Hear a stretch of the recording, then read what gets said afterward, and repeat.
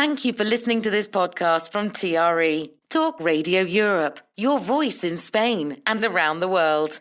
For more information, please visit tre.radio.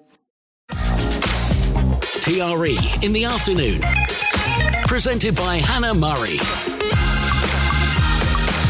Good afternoon. It's just coming up to 5:10. You are listening to Women Talk. With me in the studio today is Georgina Shaw, Eileen Aldas and Rosalind Scott-Gibb. Hello. Hello. Hello, Hannah. Thank you all for coming in. If you are listening at home and you want to get involved, you absolutely can. Here's how. To contact TRE, please call 952 78 4000.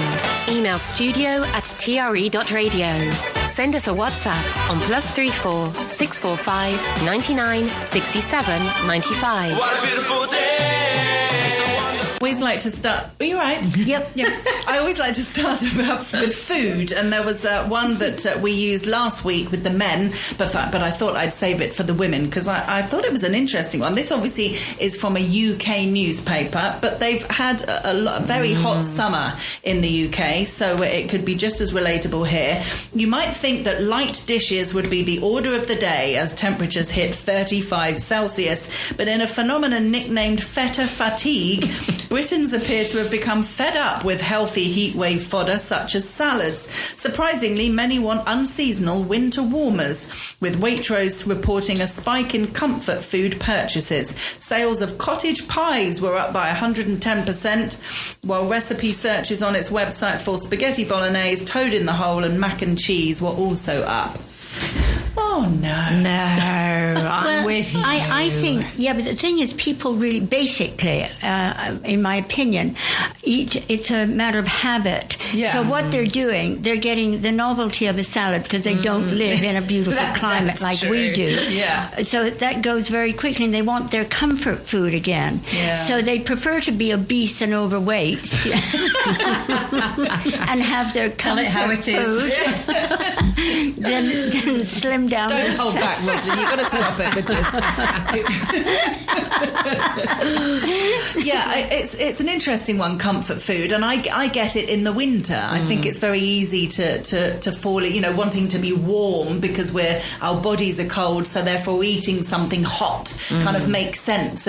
But we live off salads in the summer. I can't imagine having cottage pie or toad in the hole or anything. No, they seem too stodgy and hot and starchy. Yeah. So I think it is a biological need. When in the cold, you're laying down fat stores, aren't you, for the winter? If you think about these are our excuses. biology, right? I do think there has to be something. There has to be something in our programming. Yeah. Whereas I think during the summer months, you don't need that. So it tends to be lighter and fresher, and also you want to stay cool. So no, I would not be having a cottage pie. Well, I could see it could be salad overload because salads or eat light, whatever. Just you get to a lettuce leaf, a piece of cucumber and a tomato, and then you think, well, what shall I have tomorrow? Yeah. And they're not used to eating a variety of food. We have salad is our lunch in the summer.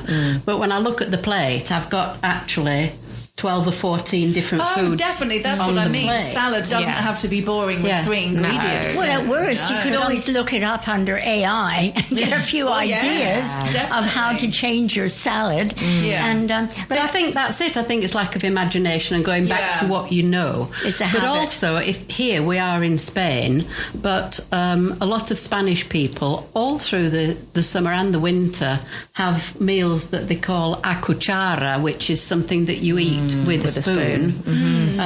So my new walking friend will often say to me, "Oh well, I've done lentils and almonds. I love it." So she's eating lentils and almonds in the middle of July when it was the hottest in July. Yeah, but that's still healthy. No, but you don't need to eat it hot either, do you? You can. That's true. You can eat all these cold soups that we have here. I think the Brits in general find that stress. Soup, cold soup. What would you? Oh yes. But it's so refreshing, isn't it? It's so nice. My husband said that to me last week. This soup's cold. Yes, dear. Gazpacho. I find it interesting that if you think about sort of one of the hottest regions of the world being India, and they eat hot, spicy, and temperature hot curries all year round. That's very true. And I think the sort of science behind that is that when you sweat, that cools you you down. Whereas to me, a sort of hot curry makes me feel hot. Yes, it's So, weird, isn't it? I don't know. I feel the same about hot drinks sometimes. Sometimes if I'm the idea of being out in the sun and having a hot cup of coffee, my brain kind of goes, no, I'd rather have something cold. Yeah. I mean, usually in the winter I'd have 2 cups of coffee in the morning. In the summer I can only manage 1. There you go. But the Indian food, I think they eat it for other reasons, because it's not healthy, is it? Indian food It can be very definitely. healthy. Yeah, I mean, it's quite Depends how high much in ghee fats. they've got That's in it. Yeah, the ghee it's is quite high in fats. But well, I went to India and I don't remember seeing many overweight people. No. I think they're quite a healthy race. What about Buddha? I didn't see Buddha. He was And otherwise he's not engaged. Indian. He's not Indian.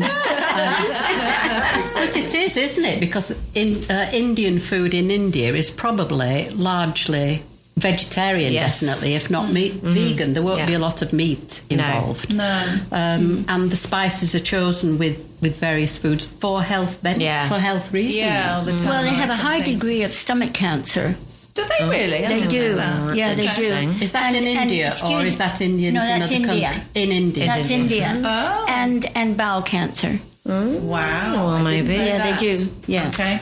there we are. This is a fascinating one that always divides opinion, not from a controversial way, but just the right or wrong way to do it. And it seems that for a lot of it, there isn't the right or wrong way. And obviously, bearing in mind temperature, room temperature, very different in general, maybe not this summer, but in the UK compared to living in Spain. It's talking about all different products, whether you should put them in the fridge or not. So here's the next 20 minutes of broadcasting.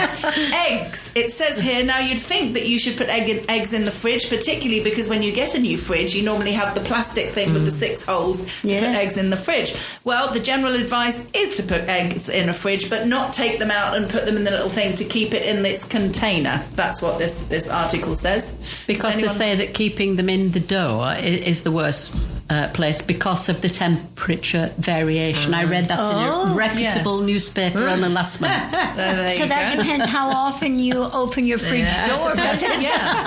Yeah. So does anyone not keep their eggs in the fridge? We do not keep our eggs in the fridge. Interesting. Yeah, just keep it like in the sort of in a big larder, kind of, not hot in there particularly, but definitely not. Yeah, interesting. Yeah. I mean, the issue with keeping eggs in the fridge, which it mentions in the article, which I've definitely found, is you need to, if you're going to do something with an egg, boil it, do whatever, but keeping it in its shell, particularly, you need to take it out of the fridge for quite a while afterwards, otherwise to bring cracks. It up to room temperature. So it makes sense keeping it. Otherwise, it does what? Well, it cracks. If you put a cold egg into hot water, it often cracks. If you're boiling the egg in its shell, it often cracks because the egg's really cold. In the shell, right. Yeah. But haven't you got one of those special little devices that pricks the end of the egg where the air is, and then the air heats up quicker than the liquid and it doesn't crack? Hannah, I'm shocked. I haven't got one of them. I'm amazed. Look at you, gadget girl. It's the appliance of silence because an egg has air at one end, which is always at the top because egg producers know that. And so which is the top of an egg? Well, it's the one nearest the sky. Is it the fat Usually, no. Slightly pointy, I think. The pointy end? No. It's the slightly rounded end. Well, you see. It seemed like a weird question, but it was a good question. It was a good question. If you keep them in the container, you will find that the producer has put them into the container in the right way. And you can also use a pin or a needle or a safety pin, and you pierce the egg. Sounds because risky. you are releasing the air before boiling it. Before you put it in the water, and when it goes into the water, the air heats more quickly than the liquid and allows the liquid to expand inside the egg. Well, there you go. Well, ladies, I think you should try it. New every day. I know what you're getting for Christmas. A drawing pin. Yes, a drawing pin. Yes. Well, the one I have the most trouble with, apart from eggs, I know eggs is a big discussion, bananas. Now, at this time of year, so I buy the greenest bananas I can find, because I understand you're not supposed to put them in the fridge. Yes. But within 2 2 or 3 days, they're like mush. Yeah, they don't last long at all. I definitely keep my bananas away from the rest of my fruit, and I have done for years. I don't put the bananas in the fruit bowl because that ripens them even quicker, gets them going brown. So that's supposed to be a good in the kitchen. It's supposed to be a good trick. If you need to ripen an avocado, put it in a brown bag with a banana. With the banana. And apparently it speeds up the ripening of the avocado. Really? I wonder what they get up to. I don't like the look of it because an overflowing fruit bowl looks nice, doesn't it? Let's be honest. But the more you kind of have, they all kind of rub each other up the wrong way, so to speak. So I end up having a fruit bowl that just has citrus in it. It's just lemons and limes in the fruit bowl. Right. What does your article say about bananas? What should we? Is Rosalind doing it right? Yes, it does say keep bananas separate. It says fruit ripens better and faster at room temperature, so keep things out of the fridge until they're ready to eat. Bananas are best out of a fridge always and stored on their own, as they give off ethylene gas, which causes other fruits to spoil. Apples are fine in a bowl, but will last longer in a fridge. And chilling won't affect the taste. Ripen avocados on the side and then refrigerate. Or in a dark cupboard. Avocados I always put in a dark cupboard. Yeah, I put avocados in the fridge. Whenever I leave them out the fridge, they ripe too quickly. Yeah, it depends on the time of year. I was always told to put them in a brown bag to keep them from ripening, but obviously don't put a banana with them. But about 3 or 4 years ago, I started keeping my bananas in the fridge because they do and what happened? Quite quickly. And I know somebody who used to be a wholesaler of fruit, and they had a special refrigerator for bananas to keep them. Once they came into the UK, this was. And you keep them at a certain temperature to prevent them from ripening. And then somebody said, I've got this lovely container. It's a banana-shaped container to put your bananas in the fridge. So what I do is when I buy, say, 6 or 8 bananas, I put 2 in the fruit bowl so that they will ripen sufficiently to be eaten. And the others I put into a plastic bag in the fridge. Oh, a plastic bag. To separate a plastic bag. I'm going to try that. They do keep very well. Occasionally the skins go brown, but inside they're fine. So try it, ladies. So they look like they'd be gone on the outside, but inside they're actually fine. That's interesting. I'm going to try that. Yes, and if they have actually gone off in the fruit bowl, then you just make banana blondie cake with ripe banana. Or stick them in the freezer and make smoothies. Yes, absolutely. It's not disastrous if they go. No. I've never made a cake in my life. I think we should scrap this article and just ask Eileen about all of these. What we should be doing. But I read all of these things in a certain well-known newspaper. So you got it from it. Okay. So this is an interesting one. Butter. So something that really annoys me, I say really annoys me, it's not that bad, but if you're going out for breakfast in the wintertime, going out for breakfast and getting a sachet of butter and it's rock solid because it's been in the fridge and you can't spread it. So the idea of putting butter in the fridge that isn't spreadable is frustrating. But obviously when it's so hot, if it's not in the fridge, it'll just be liquid. Here, I think you have to keep it in the fridge, don't you? I keep it in the fridge. Yeah. Just take it, when the alarm goes off, take the butter out of the fridge, then go and have your shower. It'll be perfect when you do your breakfast. Yes. The alarm. You set a butter alarm. Is that another present I need? Because shall I tell you what I do? Yes, please. We're on font of all wisdom to do with food. Well, you see, some time ago I heard about people who were making their own butter, and I thought, I'll try this. First time disaster. And I advise anybody who's trying to make butter, keep all the ingredients very cold before you start the cream and everything, because it's only cream. Just, it's churned and churned, as the Irish used to say. And then when you rinse the butter, you pour off the buttermilk, you rinse it to get everything off of the fat, because you want pure fat. And at that point, you put it back into your machine with some olive oil and whiz it up again, and you have spreadable butter. And I keep it in the fridge. And so you've carried on making your own? I make my own. Wow. Somebody asked me once, well, why do you do that, Eileen? I said, well, actually, so that I know what's going what's in into it. it. Yeah, absolutely. But of course you don't, because you don't actually know what the supermarket cream has got in it. Well, there you go, exactly. Once you start going down that rabbit hole. But and I suppose you could take a pat of butter, whip it up with some olive oil, and it would be spreadable. Extra virgin. That's a very good. That's a good tip. It's probably much cheaper than buying something that you can tell it isn't anything. Yes, I see where you're going. Okay. Tomatoes and salad. They say tomatoes taste better at room temperature, and they'll also ripen better out of the fridge. Eileen's nodding her head. She knows. They just turn a bit quickly. I feel a bit the same with with bananas. I think I always keep mine in the fridge. Always in the fridge. Flavour. Yeah. So you don't, Eileen? Flavour. Yeah. It's all about She doesn't even need yes and no flavour. Chocolate. Of course, this is only opinion. I'm just being opinionated. Yes. No, it's fine. You're just... That's why you're here, right? Yes, absolutely. Chocolate. I mean, we couldn't keep it anywhere other than in the fridge, could we here? So it has to be in the fridge. It doesn't taste as good out of the fridge, but that's I think something that could do with coming up a bit in temperature. I do quite like cold chocolate, when it's hard and it takes a while to melt in your mouth. It's quite nice. Okay. Ketchup and mustard, things like that. Fridge? No. Oh, I do keep them mustard. in the fridge. No, mustard I put in the fridge, yes. Yeah, and ketchup we keep in the fridge. I don't buy ketchup. What do you have ketchup My husband loves ketchup. Oh, really? Yeah. I've weaned him off it over the years. He used to have it with everything, and now not everything. Good. But I think they've got enough sort of preservatives and things in those to be mainly fine out of the fridge. But they depend on vinegar and sugar, which can deteriorate in the heat. Yeah, I mean, that's the thing. It's in this weather. I sort of feel not many things can last in the I guess it depends how quickly you eat these things. Yeah, I mean, ketchup lasts forever, doesn't it? Well, my son and husband do a lot of, go through quite a lot of ketchup. So. Really? That says ketchup.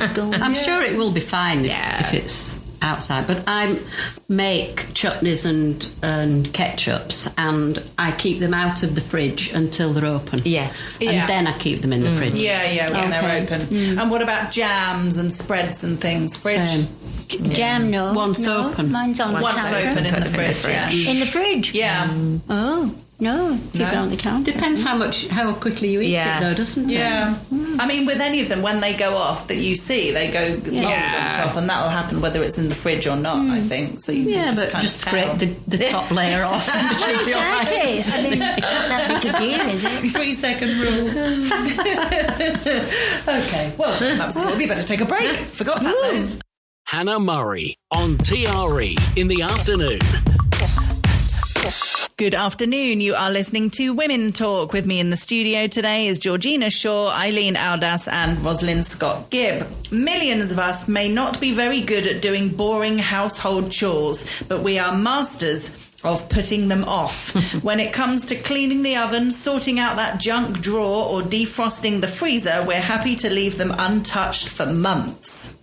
I remember once having done an interview thinking, what a great idea. It was putting a rotor or I don't know, something that was on the fridge, that was stuck on the fridge, that basically said, okay, going through all the different cleaning that needed to be done every week or every day or every month. I thought that was such a great idea. Did I stick to it? No. And I would look at it every time I'd open the fridge, go, I'm supposed to be mopping the bathroom today.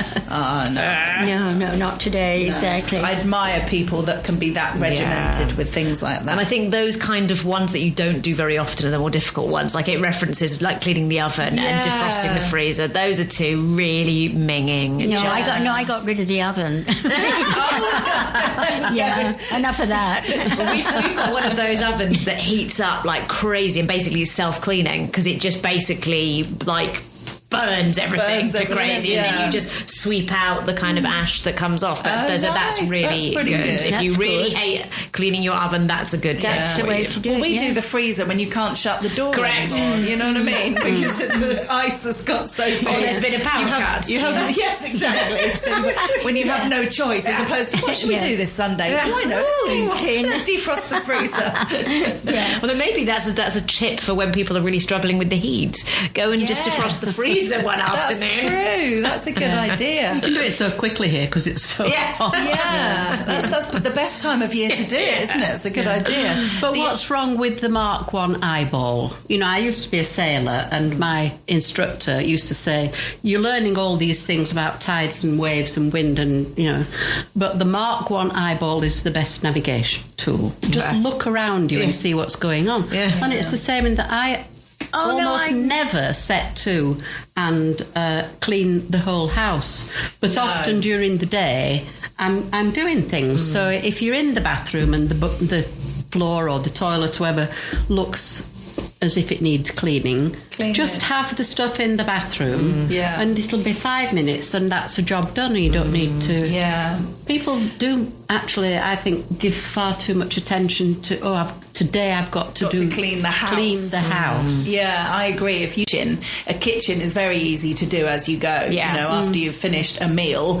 don't leave all your plates and everything on the side. Put it in the dishwasher, wash up. You know, clean, like do the surface, and you know that's constantly being done every day. Sometimes 2 or 3 times a day. Yeah, that's stuff I do as it goes along. But otherwise, I'm quite good at not noticing. I don't notice. Yeah. In fact, when my sister arrives next week, I'm going to say, I hope nobody's allergic to dust.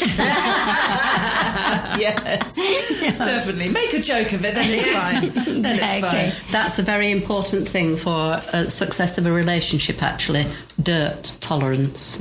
I got this from, what was she called? Anne Sumridge. She was a famous barrister. Yeah. And she was interviewed once, and she'd just got married, and somebody said, what's the secret? It was Any Questions or something on the BBC. She said, I think having the same dirt tolerance is very important. So if you've got, and I worked with somebody, he was absolutely fastidious about, well, everything should be done and blah, blah. And I said to him, well, of course you do that, do you? Oh, no. But he expected his wife to have that level of cleanliness. I wouldn't be doing that. So it's, yes, if you can both tolerate dirt, fine. Yes, absolutely. And if you both want to be spick and span, fine. Yeah, you need to be on the same page. That's true. That can make or break a relationship, things like that. Yeah, because but if one is good at cleaning, I mean, my boyfriend loves it. Oh, well, that's fine. I know. I mean, talk about landing on your feet. Yes. Wonderful. And same with cooking, I guess. If you're in a relationship and both of you hate cooking and aren't very good at it, that could be a problem. But ideally, if one of you is good, it doesn't matter which one. I'm very lucky that my husband loves cooking and is very good at it. Mine too. He does all the cooking. Yeah. It's great. Yeah. But these little things can become big things, can't they? And that's the thing, isn't it? In a relationship, compromise and agreement is going to get you further than saying, well, you haven't cleaned this, I didn't think it was important. Oh, well, it should be done every week.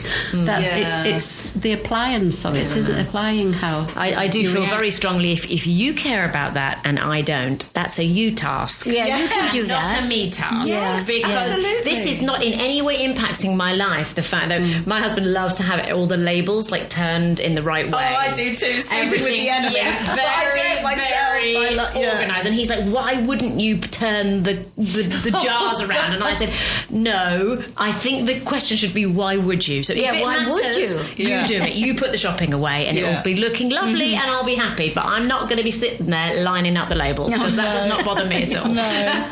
I love putting stuff away in we've got a drinks fridge which just has not just alcohol, soft drinks as well, but drinks. So I always like putting the beer and so you can see the labels. But I laugh at myself every time because that was a big thing in the film Sleeping with the Enemy. Do you remember that with Julia Roberts? Yeah. She knew that the guy had been back in her house because he turned all the labels around. It was like, spooky. Okay, for those of us who struggle to get out of bed, it will come as a huge surprise, but most people would describe themselves as a morning person. Some 68% enjoy an early start compared to 32% who prefer a lie-in. Where do you fall, and has it changed as you've got older? Well, firstly, I think that's a surprising statistic. I would think most people would like to lie in, but I I don't mind getting up early, but I definitely wouldn't describe myself as a morning person. If there was nothing for me to do, I'd rather sleep later and stay up later and do more kind of towards the end of the day than kind of get up. I'm not get up at 6 a.m. and do a workout and, make the most of the morning. That's not, my body says no to that. No, fair enough. No, I like getting up early. I've got to beat everybody else who's hitting the road and going to the markets and doing whatever they're doing. So I like to get up early, but then I have a siesta in the afternoon. Yeah. And but I like one morning a lion. George the cat and I like to have a lion. Nice. One morning, and not too much. I mean, maybe till 9, 10 at the latest. Particularly in the winter when it's dark. I must say, I don't like getting up in the dark here. No, I don't like getting up in the dark. No, but don't you think that people's often it's imposed on you by work? If we used to live in London, there was the commuter routine, and you'd go. You would do what was easiest or what British Rail dictated. Or, and it's imposed on people. There's no choice to it, is there? So if you're getting up 5 days a week, imposed on you by the travel arrangements, then you may well want to lie in on Saturday and Sunday. Yeah. But we retired people, we just choose to get up when we want, either early or late. Yeah, nice. I've definitely found, I remember for years, friends who were older than me saying that they'd be up at 7:30 and things like that, and I thought, how weird. I remember even since doing this job, but before I did the breakfast show, I would naturally wake up at kind of 10 o'clock most mornings. Then when I did the breakfast show, having to set the alarm for 6:30 was a real big deal. And everybody said after I stopped doing breakfast and went to do the afternoon, your body clock will wake you up automatically at 6:30. Not once did that happen. My body went, oh, thank goodness. And I could sleep again. But I don't want to say I'm getting old yet, but I mean, I have noticed over the last few years, consistently, my body is waking up naturally earlier and earlier. And 7:30, 8 o'clock is so normal for both of us. Absolutely. And just, I always look at the time and think, I don't need to be awake yet. Yeah. But I'm quite happy. Once I'm awake, I'm like, I'm awake now. Yeah. And it used to be a badge of power, didn't it? When you think about what she called Condoleezza Rice, when she was Secretary of State in the US, used to go to the gym at 4:30 or something. But there is this thing, I've read a book, it's called The Miracle Morning, and what you can do in that hour before the rest of the day gets going can set you up for the rest of the day. Well, yes, of course it can. Yeah. But you could do those things last thing at night before you went to bed if you wanted to. You can put out your clothes for tomorrow. You can do the things that you might otherwise. You can do your meditation at 10:30 at night. It doesn't matter. Yeah. It's a bit of a thing. Some people are organised and others aren't. No, I think Americans tend to get up and go jogging at 5 and 6 in the morning, or go to the gym. Yeah, early start. I think so. But no. I've started walking. I actually have a nice 2-hour conversation class in Spanish now in the mornings. This is past 5 or 6 weeks. With my cleaner, actually. She has a dog, so I help her walk her dog. And we walk an hour before we get almost to Puerto Banús from San Pedro. Then we go in the sea. I wouldn't say that we swim, but we do cool off, and it's supposed to help your arthritic hands or whatever.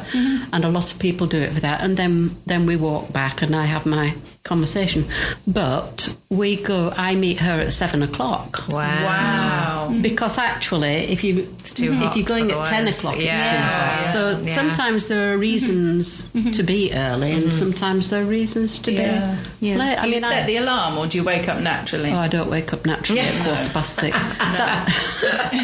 That's not to say that I haven't been awake at 4:30, 5:30, and then gone back to sleep some morning. That does happen. But I do find it. Have you noticed that you are waking up earlier naturally? Or I have noticed that my body wakes me up regularly at 3:30 in the morning for unknown reasons. Sometimes it's a pee, but other times it's just what? And I look at the clock and it's bang, it's 3:30. Funny. So I don't know what what that is. Cyclical, menopausal, I don't know. Yeah. Well, they used to they used to burn the witches. It's called the witching hour. I went 3 and 4, and I watched the news CNN news programs, which are very good at that time. But apparently, this was when they used to burn the women, the witches. Well, so they were witches. Georgina waking up in anticipation of being burnt, or is she going to burn someone else? My self-preservation instinct was ready to run. No, it means it's in our genes. It's in our genes. Okay, yeah. Or maybe we were alive at that time. Yeah. So it is in our genes. Yeah. Mm-hmm. Past life regression without yeah, even knowing it. Something like that. We better take another ad break. Hannah Murray, TRE in the afternoon. Good afternoon. You are listening to Women Talk with Georgina Shaw, Eileen Aulas and Rosalind Scott-Gibb. This is an article that, again, we chatted very briefly with the men last week. I thought I'd save it to see if you had anything to add.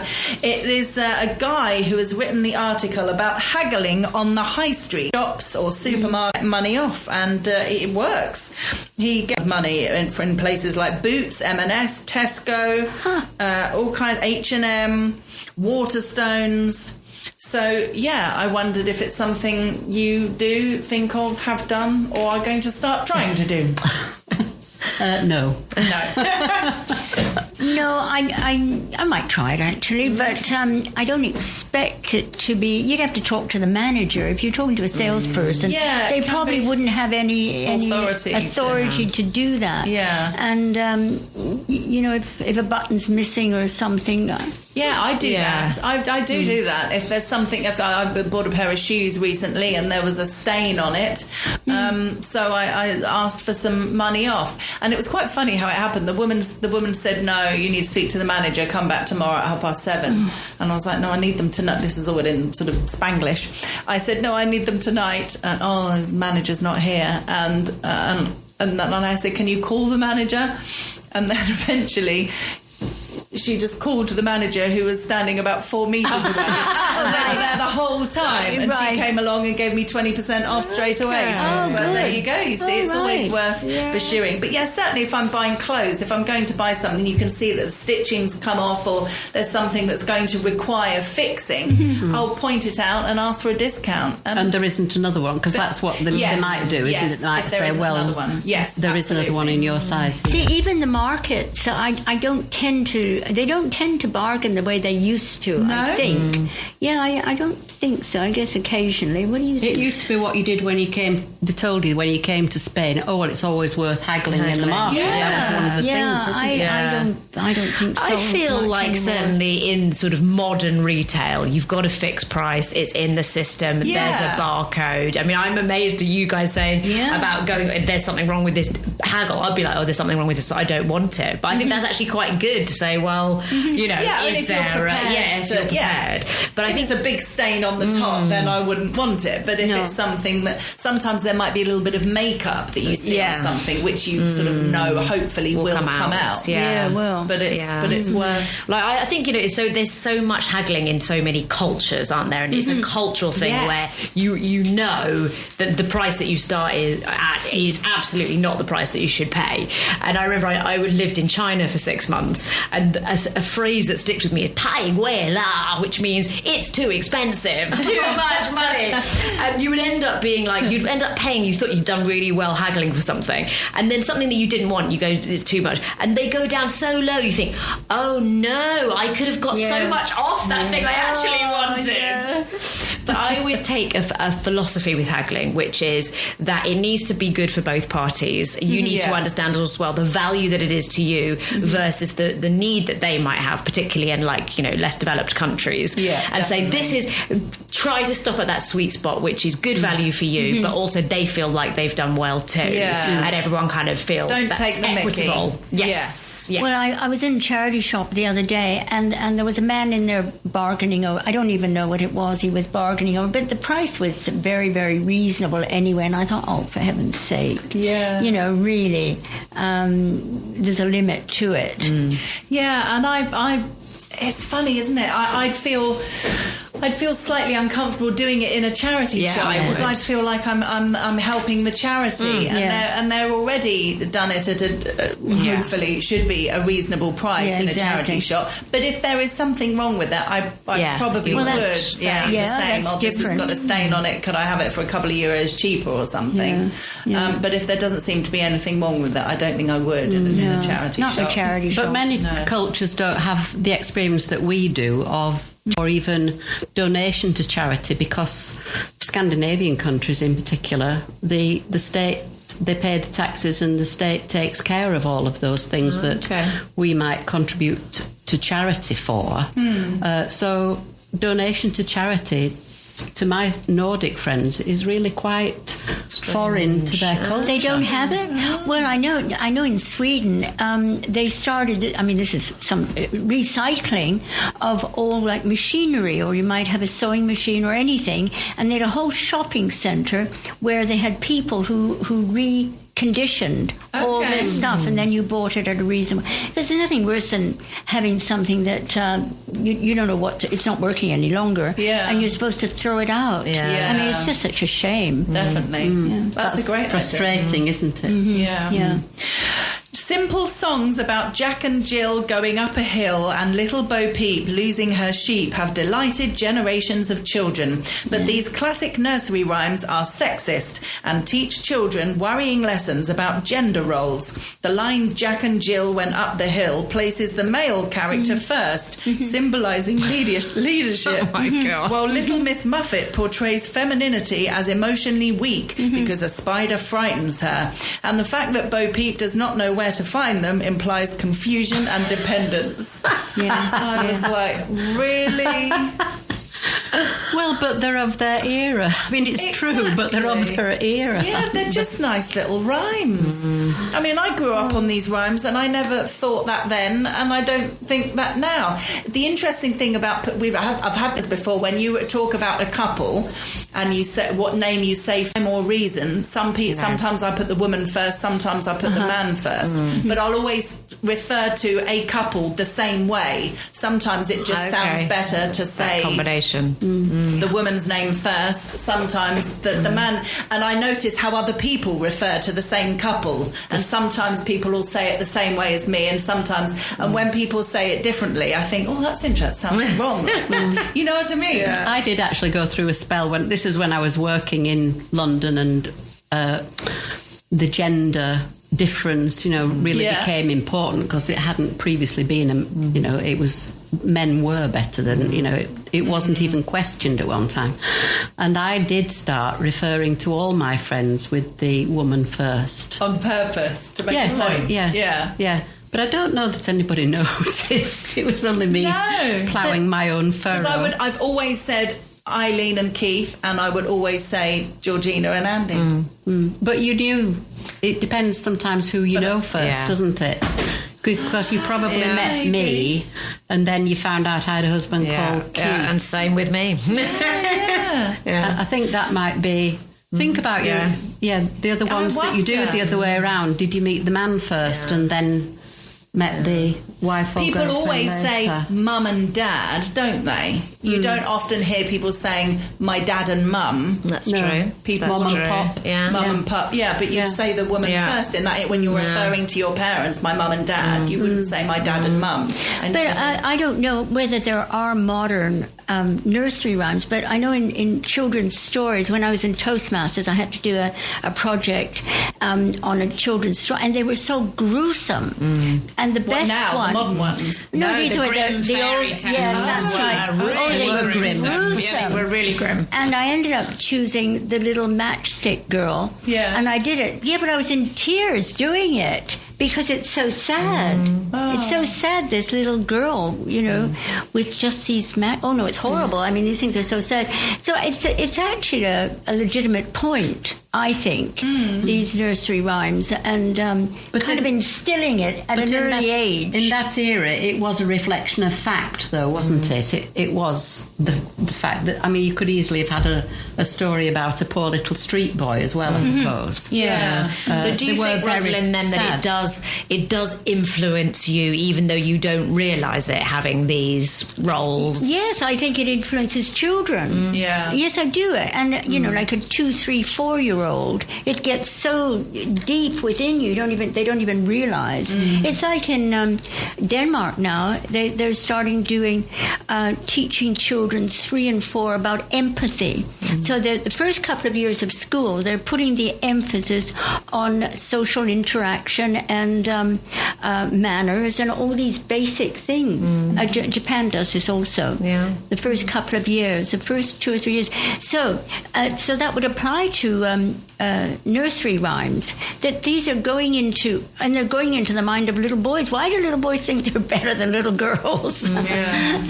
I think just the idea of good versus evil is a really interesting concept, and how when you think of not necessarily nursery rhymes, but certainly children's stories, and obviously Disney, there's always the goodies and the baddies, and children from a young age learn about these like evil, nasty characters. And some people say there's an argument for that because the world does have nice people and mean people in it, and it sort of gets you used to the fact that if you live in this cocoon of a lovely home, which some kids don't even have that, but going out into the real world, there will be people who won't like you or who will be mean to you. So it's getting them used to the concept that happens. But other people say, why do kids, when they're very young, need to be scared of this evil monster coming? And or animals, fear of certain animals. I mean, this is wrong. Yeah. That thing Jaws. Do you remember that film Jaws? Terrified people for generations. Yeah. I never watched it, and I never want to. I remember my friend watched it, and we were only about 8, and she would never go in the sea. And my mum was like, well, why did their parents let her watch Jaws? How ridiculous. The age of 8. Yeah. So, I think with all of these things, we need to be a bit careful of kind of political correctness going mad as well. That there is, Jack and Jill going up the hill. Does it matter that it's Jill second? I don't know that it does. But then there are reflections, genuine reflections on other ones where it's like, hang on a minute, what is that? What is that reflecting about the society that we live in now? Like you say, that was fine before, but maybe it's not so fine now. So I think there are levels of it, which I think probably I would do Jack and Jill, no problem. But, there might be some others, like our friend of ours, our son Tintin Goes to Africa, and it was the most racist book I've ever seen. Really? And this was bought for him like 10 years ago. And I just thought, I cannot believe that this is still in print. And I cannot believe that a modern parent would buy that for someone else's family. I was shocked. This was all right. Yeah, but I do think the other way of looking at this, as long as the parents and the teachers are aware of this and then discuss it with the children. Children are keen to learn, and they'll be open and just explain what's going on. This was historical. I think it can make really good discussion points, but I think the problem is often they don't. They're nervous about saying the wrong thing. We don't want to offend, and some parents will agree, some parents won't. Some parents will think it's racist, some parents won't. Some, you know what I mean? It's just a minefield. I really feel for teachers. And Disney, you notice, are very careful about race and gender, aren't they? They are actually. Which is why a lot of, that's why a film about an ogre is okay, because it's not really portraying a man, is it? Yeah, the ogre is purple or green or whatever. So I do think that's why there's more animation, perhaps. Yeah. Because people are being... we've had this discussion before about adverts. If you now watch adverts, you would think that one in 5 people in a family was black. Yeah. But that's, it's they are in the adverts. Yeah, blended families and things. Not necessarily true. It makes me laugh that nowadays basically it's only the men that you see cleaning in ads. They've gone the other way. Women will just come and inspect, and I just think, it's all about that balance, isn't it? It's about showing another way. It's showing a different, reflecting society. Well, it does go too far. It's the old joke, isn't it, about, well, did you know that 1 in 5 people are Chinese? And I've looked around my family and it's not Keith, and it's not my mum or my dad, but it could be my brother Susan Lee. Oh, I love it. We better take the last ad break. Hannah Murray, TRE in the afternoon. Good afternoon. You are listening to the last part of today's Women Talk with Georgina Shaw. Eileen, I've got the perfect article for us to end on. Older women, it seems, are eager to lead active lives, filling each day with activities. Their male counterparts, however, are, to put it kindly, somewhat less proactive. According to a study of over 50s, women are keen on a lives for living approach, prioritising quality of life over longevity. But for men, the most important thing is simply living longer. Well, that's because they were all brought up in that era where the women did everything and the man sat about doing nothing. Okay, if they're over 50s now, stereotypes were different. Yeah.